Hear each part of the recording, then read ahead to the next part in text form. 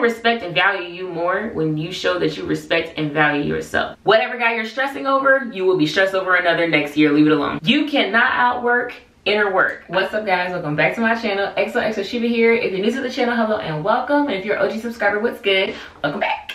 I think this is my first talking video on YouTube as of 2024. And in the year of 2024, you guys, I'm here to switch it up. I know I've said it in the past, I recognize, I know, but this year I mean it. So in this video, I wanted to talk about 29 things I learned in my 20s since I am now 29. I was inspired to make this video because I just feel like there's so much I've learned in my 29 years that I wish somebody would have told me at the beginning of my 20s or when I first turned 18. So I just wanted to give out that information to whoever finds it and finds it valuable, so you can take those tools and capitalize on them earlier than I did. Even if you're my age or older, if it applies, it applies. So let's get into it. Learn self-awareness and self-assurance / self-belief. Those two things are honestly things I actually just recently learned for real. Like, I mentally knew them, wasn't applying them, didn't really feel them, and now I do, and it has changed my life so much, you guys, just even in the past year. I've always been a pretty self-aware person, but the self-assurance was really not there. I was very against myself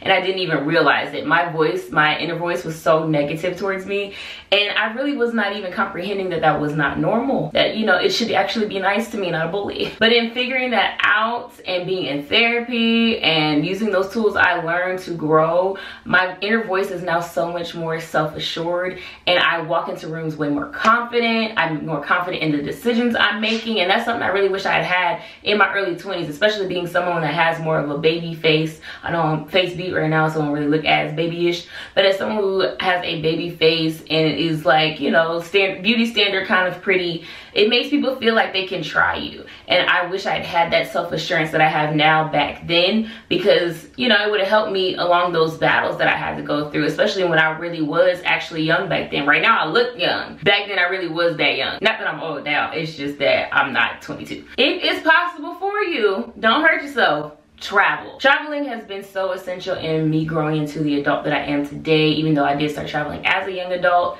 it was so important for me to do those things for me. Everybody's growth journey is not going to happen on a cruise ship, but mine did. Traveling, especially at a young age, helped me to realize how big the world really is outside of my bubble. It gave me space to really find myself and grow, especially as someone who didn't go away for college. So having that space to just grow and think for myself and just do all of those things was great for me. Not to mention, honestly, for me, because I love luxury, it was motivating for me. I went from waitressing when I went on my first cruise to feeling like, oh, I want to be able to do this again without having to hustle so hard. So I went and got my first full-time job, and then from there I went into my next full-time job, and then I started being a YouTuber and all those things. And not to say that traveling was the whole reason behind it, but traveling gave me a whole lot of motivation. Experiencing the life that I wanted in the present moment was really like a push for me to keep going for what I wanted. Learn how to connect to your spirituality for yourself. That was a big thing I learned. I would say mid-20s into now was really, how do I connect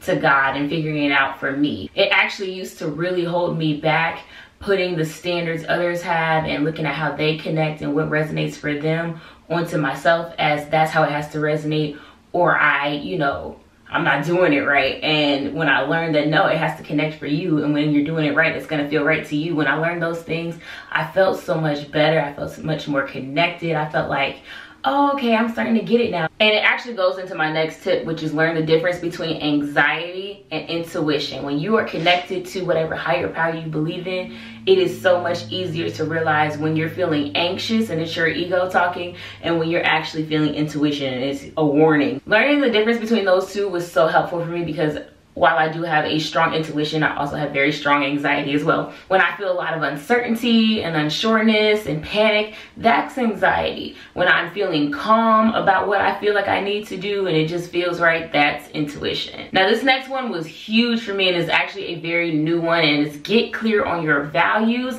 and move accordingly to them. That is something me and my therapist actually had to go over recently. Not that I didn't have any values. I actually have very strong values, and I just did not ever write them down or think about what they were. But when I did that and I got really organized with what are my values, what do I stand for, that made everything and how I move so much more clear on what decisions I want to make. And it goes back into even the self-assurance. It even helps with deciding what type of company you're going to keep. When I wasn't thinking about what are my values, what do I align with, I was just hanging with pretty much anybody who wanted to hang with me. I'm very much a people person. I'm very empathetic, and I'm very bubbly and loving. So I don't mind kicking it with anybody, but I was never paying attention to whether or not people align with my values. And as I've gotten older and I've started to get more in touch with my emotions, I'm starting to peep that a lot more, good and bad. I have not had to kick a bunch of people out of my circle or nothing, but it has made me realize like, oh, I really connect to this person because our values really align. I learned that actually I was in DC this weekend for a bridal shower for my friend whose wedding I'm in. And as me and my friends were talking, I was just like, wow, we really all do align as far as how we move as people. And that is something I wish I had paid attention to more in my earlier 20s, because I am kind of a friend's whore. Like, I'm down to be friends with whoever. I just like people. I love experiences. I love talking to people and getting to know about their experiences. But I needed to be way more aware of who I'm allowing to be what into my life, and allowing people to fit where they should fit. Whatever guy you're stressing over, you will be stressed over another next year. Leave it alone. I know it seems like the end of the world right now, but I promise you there's a new world. This one, next 15 one coming, applies to girls too. I have to look back and laugh. I actually opened one of my, I had a chest with all my childhood and teenage notebooks and things like that. And me and my mom were looking through it. And why did I find all these things I wrote? I don't even know what guy I was writing about anymore. But when I read it, it seemed like the end of the world. Because you know, in your early 20s or even late teens, it just feels like, oh, this didn't work out. How am I gonna go on? It's really not that bad. I said by 25, like, even if somebody hurt me, I knew I was gonna get past it. Like, I was like, okay, I'm hurt right now, but I know by 26, I'll be thinking about somebody else. And I wasn't wrong either. Make sure to have multiple streams of income. You don't want all your eggs in one basket, ever. I would have had, well, I did kind of actually do this, so I can't say it's something I didn't do, but there's a lot less anxiety as far as money when you have multiple streams you can rely on. You cannot outwork inner work. That is probably the biggest thing that I wish I'd have known earlier in my 20s, because I did spend pretty much all my 20s trying to outwork the inner work. Now granted, I didn't know I had so much inner work to do, but I was just like, oh, let me hustle, let me get to it, let me do this, that, and the third, do, and then I'll work on who I want to be. And to be honest, once I took a step back, I would say around 26, I started doing the inner work first. Opportunities that were presented to me when I was not doing the inner work, when those opportunities in different ways came back around, I was prepared for them in a way I wasn't prepared when I wasn't doing the inner work, because I had lacked self-belief, I lacked self-assurance, I was negative towards myself.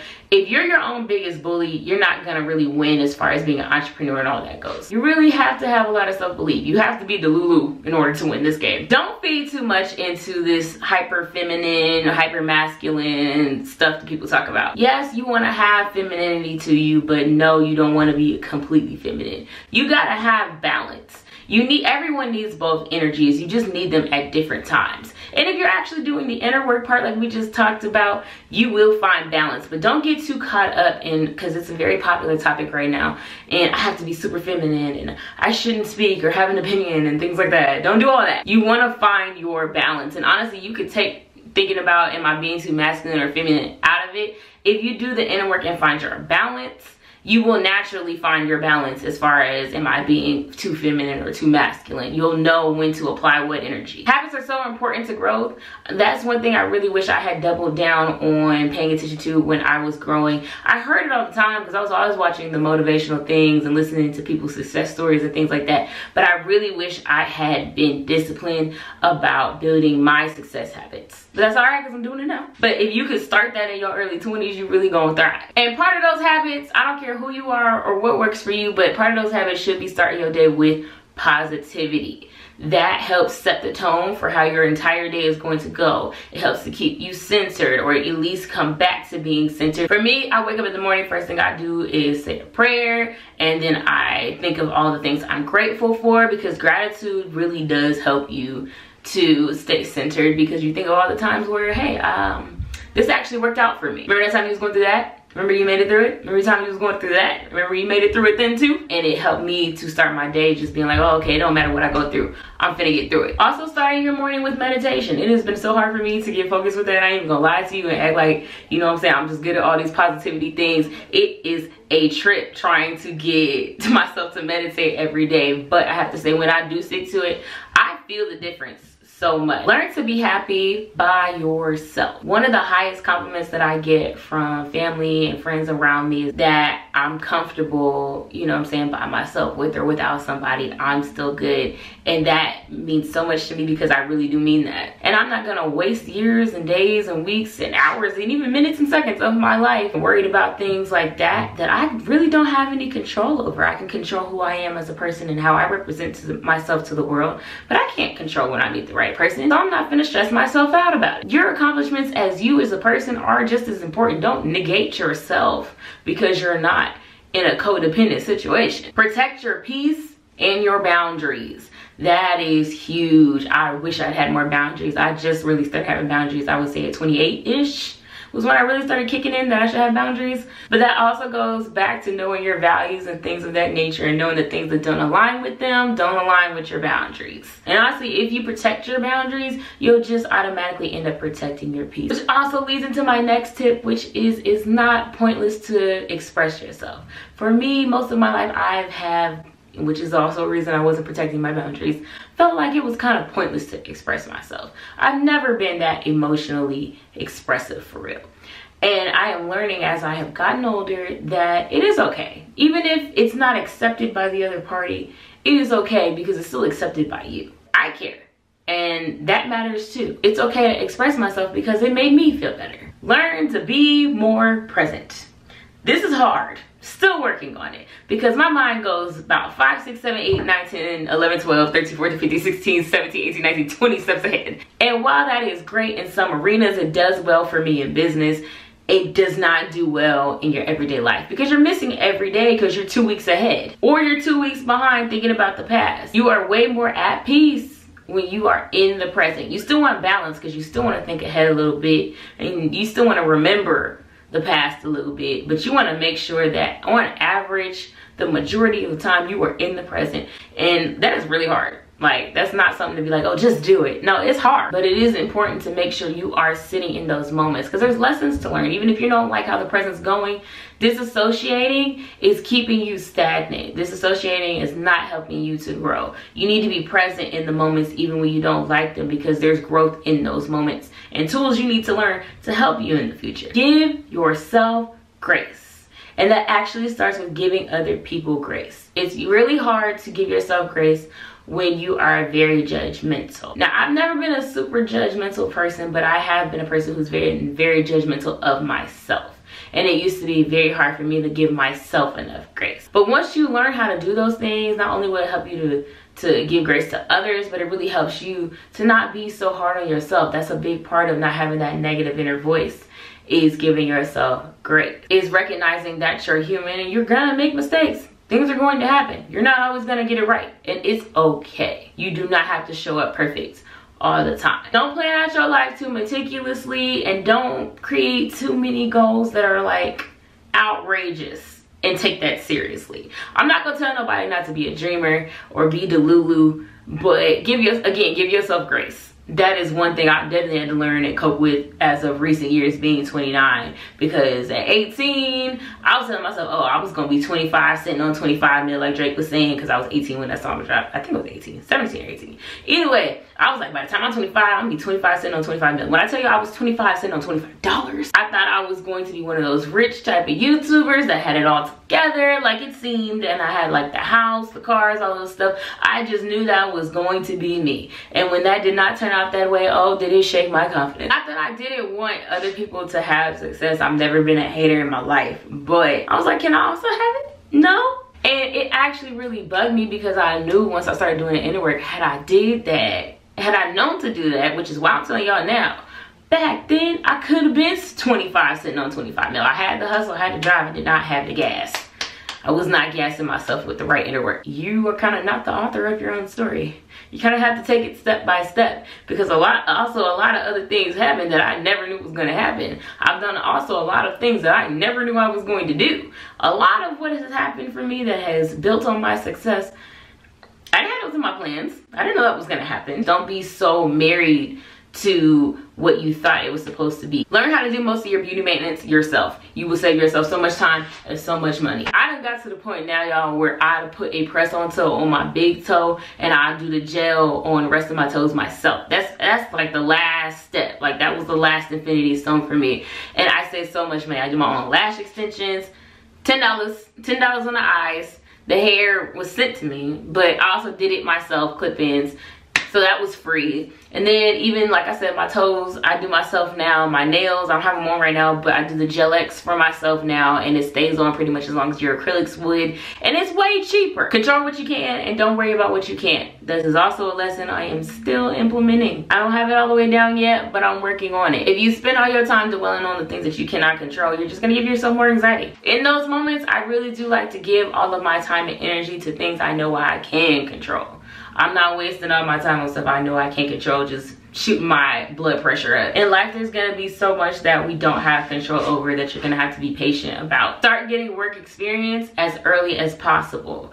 I am 29 and my resume is super long, and that's because I started working really like, I think I started my first full-time job at 20, and I already had like intern experience from high school. So listen, get on it. Get that work experience on that resume. Yes, get your degrees and everything if that's what you're going for, but also get that experience on your resume starting as early as possible. It will help you a lot. While we're on that topic, certs in this day and age are your best friend. Get the certs. Get all the certs in your field. Learn to stay centered in your peaks and your valleys. I'm going through this at the moment. I've been actually going through this for a minute, and it's something I go through often. That's actually like really a lot of where my anxiety comes from. And my therapist actually put it really well when we were talking about this. In valleys is where things grow. You don't grow up in the top of the mountains. It's cold up there. There's not a whole lot going on. And it makes a lot of sense when you think about life. In your struggles is where you really gain what you needed to gain from those lessons. We all got to go through things. It's gonna happen. But if you can find your center, you're gonna find a lot of answers. Romanticize your life. Do little things that are gonna make you happy. You don't have to do the most extravagant things, but doing just little stuff that makes the mundane things seem cool, do that. Every day is a good day. Every day is a day to treat like it's special. So wear that special perfume you got. Don't wait for a special occasion. Wear it today. When you're doing your little errands, pretend you're in a movie. I love doing stuff like that. Go on solo dates. Now, this is something that I need to do a lot more of, but in me doing more solo stuff, it's helping me to really feel comfortable by myself. Now, I've never been a person that just didn't like myself or liked sitting by myself, but I never really liked relying on myself for my own entertainment. I really do enjoy hanging out with other people. I'm way more extroverted than I realized I was. But in realizing that, I was also like, you know what? You also need to make sure you're still enjoying your own company too. Take your vitamins. Please. Take your vitamins. Take all the supplements. I'm now hitting the age where I'm starting to pay for being inconsistent. But a lot of the keys to keeping healthy hair, healthy glowing skin, a youthful appearance, all that stuff comes from you taking a lot of micronutrients. So make sure you stay on top of those things if you want to stay looking good. Back on the topic of dating, being single is okay. I know people love to make it sound like it's a bad thing or something wrong with you, but it's okay. There's nothing wrong with you. Well, there might be something wrong with you, but it's not just because you're single. And don't let anybody make you feel that way. I remember when I turned 28, one of the first things that was asked of me was, did I feel pressure to find a man because my marketplace value was about to go down in the next couple years? First of all, this face card don't decline. Secondly, I really honestly don't care. I actually think the movement of decentering men from your life is a great movement, and it's not a male hating thing. I don't want nobody to be on here like, you hate men. I do not hate men. I actually get along well with men. But I am so pro decentering that as being such a big part of women's worth. Because it's not. You are worthy and good by yourself, as an individual because you are you. And you are absolutely better off by yourself than with somebody just to say you're with somebody, just to meet a quota. I do not like that about what happens when we as women start to hit around our 30s going forward and feeling like we have to meet this quota of finding a man and getting married and having kids and all those things, or you're a failure. I really think we should move away from treating that like it's like you have to do these things or something is wrong with you. I've seen that bring so many women down, and it makes me sad. And not to go on a rant, but also your platonic relationships are still relationships. That's nothing to, you know, act like that's not a big deal either, because those are usually the relationships that show up for you the most. Don't wait to be given everything you want. Sometimes you're gonna have to go get it. That's why I say the balancing of the masculine and feminine energy is important, because sometimes as a woman, you're gonna have to pull out that masculine side and go be a little aggressive and get what you want. But don't just sit and wait for people to see you and recognize you. Go show them. Show them what's up. Ask for what you want. Ask for what you are worth. Do not be afraid to negotiate. Don't think about how people are going to view you and things like that. If you know you can back up what you ask for, ask for that. Don't tell yourself no in those situations. Let people tell you no. People respect and value you more when you show that you respect and value yourself. Last tip, we on the 29th for 29. Listen with a filtered ear. This is something my dad told me when I first graduated college. Or not even college, I didn't graduate college. When I graduated high school, because it's that era of everyone asking you what are you doing with your life and how's school and things like that. And honestly, both my parents knew, but my dad, we was talking about this. I was an entrepreneur. I was a creative. That was very clear from the time I was a child. So in my dad talking to me in those phases, he never pressured me to have to go to school if that's not where I felt like my drive was. And they never, neither one of my parents ever pushed me away from being a creative. They always encouraged it. But when you get around that age and that time and era of your life, you get a lot of people giving you unsolicited advice that don't apply to you. Do not feel like just because you admire those people that what they're telling you works for you. Me as an entrepreneur and a creative, I'm not going to take advice from a person who went to school to be a nurse and that's what they're calling it. There's nothing wrong with that. We need nurses, but it doesn't fit for advice that I would need. So maybe you are saying something within it that I can take in and apply to my life, and maybe I don't need the whole thing. So make sure when you're listening to people, listen with a filter of taking what applies and leaving what doesn't. So that's all the tips I got. Honestly, 29 is a lot of tips. I probably won't do this again. If you have some tips you want to ask, please drop them down in the comments below and share with the people. If you don't put up